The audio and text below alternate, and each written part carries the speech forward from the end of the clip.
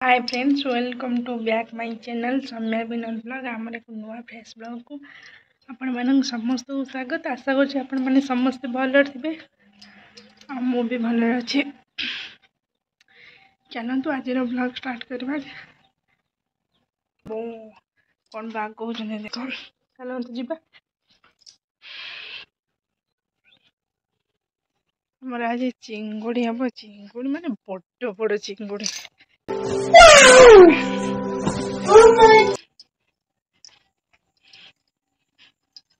केते बड़ चिंगुड़ी,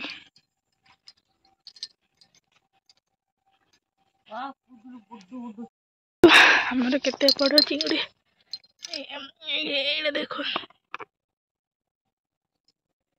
देखो केते बड़ ना बड़ कहीदे। देखो आम चिंगुड़ी चिंगुड़ी केमती बागाती देखु शिखु। बागो बागो मो सासु माँ खाई दउछन।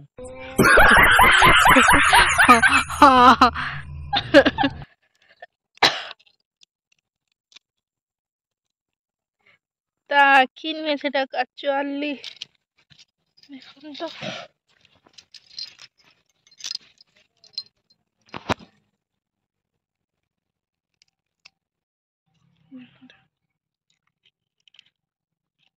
आज हमारा चिंगुड़ी झोल हम। एटा भाजी करियो।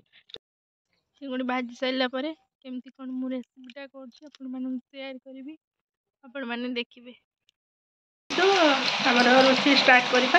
देखंतु चिंगुड़ी हम तो बहु हम चिंगुड़ी रेडी कर देछि। तरकारी साइला परे मु अपन मानन शेयर करबी। बिलाती ग्राइंडिंग कर देछि, प्याज ग्राइंडिंग कर देछि, मसला और रोटी कंप्लीट हो गला परे आपण मानन देखैबी केमती कौन ता टेस्ट रही जना पड़ो। ये खाइब बोली बसी कर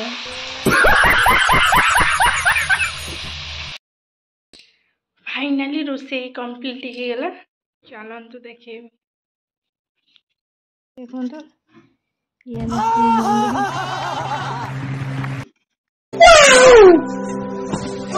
झोल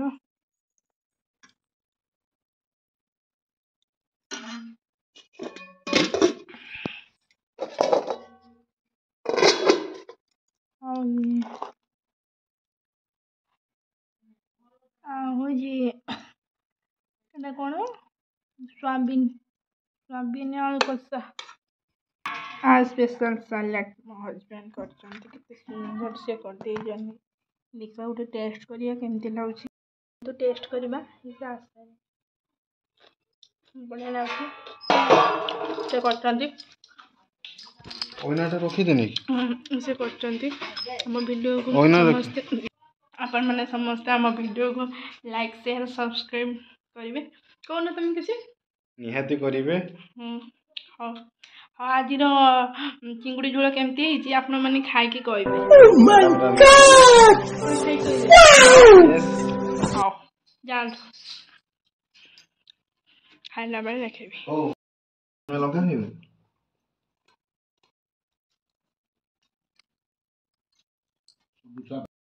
फ्रेंड्स खाई पी सोई उठी एबे जबा टिके तोरुणिया मार्केट टे काम अछि।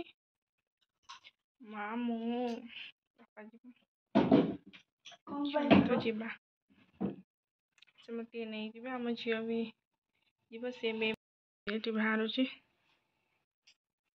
जी बाहर साइने ड्रेस में जीवे। चलते जीवा फ्रेंड देखो मो शाढ़ीटा केमती होइछि कमेंट। तो फ्रेंड्स एबे हम घरे आसी पहुंची टे सोइछे। तो देखन तो फ्रेंड्स माने एटा मो ड्रेस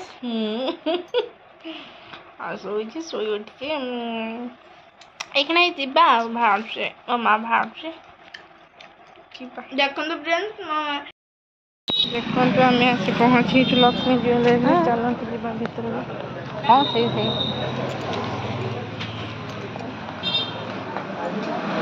क्षेत्र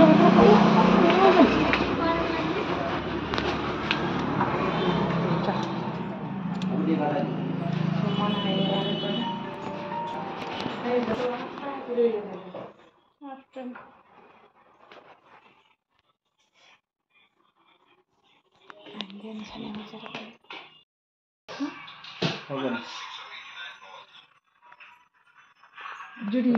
ନା ଲତା ଭାରି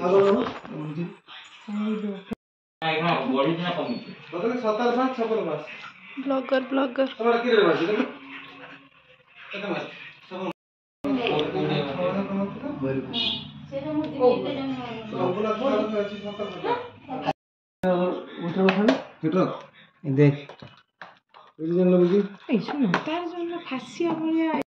ଯାଇଥିଲୁ ହେଉଛି ମୋର ଗୋଟେ ସାନିଆ ମିର୍ଚା ଆଣିବା ପାଇଁ।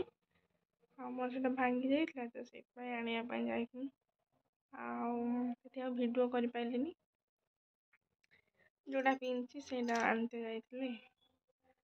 ଆଉ ଆଜିର ଭିଡ଼ିଓଟି ଯଦି ଆପଣମାନଙ୍କୁ ଭଲ ଲାଗୁଥିବ ତାହେଲେ ଲାଇକ୍ ସେୟାର ସବସ୍କ୍ରାଇବ୍ ନିଶ୍ଚୟ କରିବେ। ରହୁଛି ନମସ୍କାର, ଜୟ ଜଗନ୍ନାଥ।